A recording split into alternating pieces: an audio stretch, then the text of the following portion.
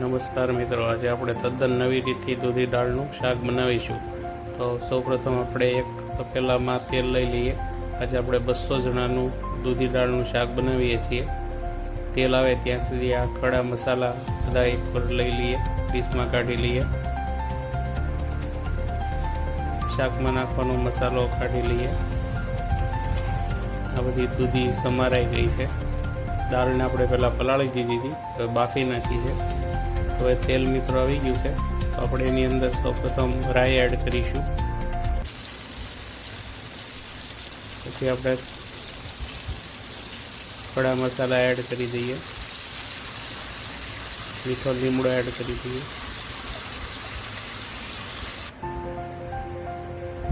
દૂધી જે સમારેલી છે એડ કરી દઈએ. સ્વાદ અનુસાર મીઠું આપણે એડ કરીશું.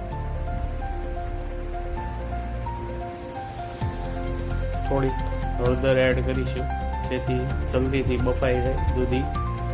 અને 10 થી 15 મિનિટ આપણે ઢાંકીને મૂકી દઈશું. હવે તો થોડીક દૂધી બફાઈ ગઈ છે. આદુની પેસ્ટ એડ કરીએ, લીલા મરચાંની પેસ્ટ એડ કરીશું. જે આપણે બધા મસાલા તૈયાર કર્યા છે મસાલા એડ કરી દઈએ. શાકને થોડીક વાર ધીમે ધીમે હલાવીશું. નીચે ચોંટે નહીં એનું ધ્યાન રાખવાનું, અને જરૂર પડે તો પાણી ઉમેરીશું, કારણ કે દૂધી પાણી છોડતી હોય છે. હવે આપણે ટમેટા એડ કરીશું.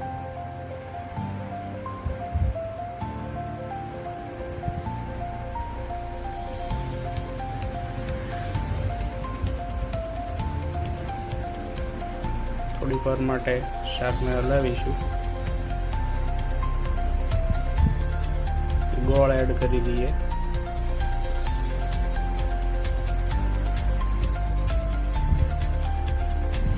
જે આપણે ચણાની દાળ બાફેલી છે ચણાની દાળ એડ કરી દઈએ. હવે આપણે ઢાંકીને 15 મિનિટ રહેવા દેવું પડશે. તો મિત્રો, આપણું દૂધી દાળનું શાક તૈયાર છે.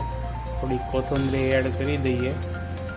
તો આવું શાક તમે પણ ઘરે ટ્રાય કરજો, અને મારી ચેનલને લાઈક, શેર અને સબસ્ક્રાઈબ કરજો. Thank you.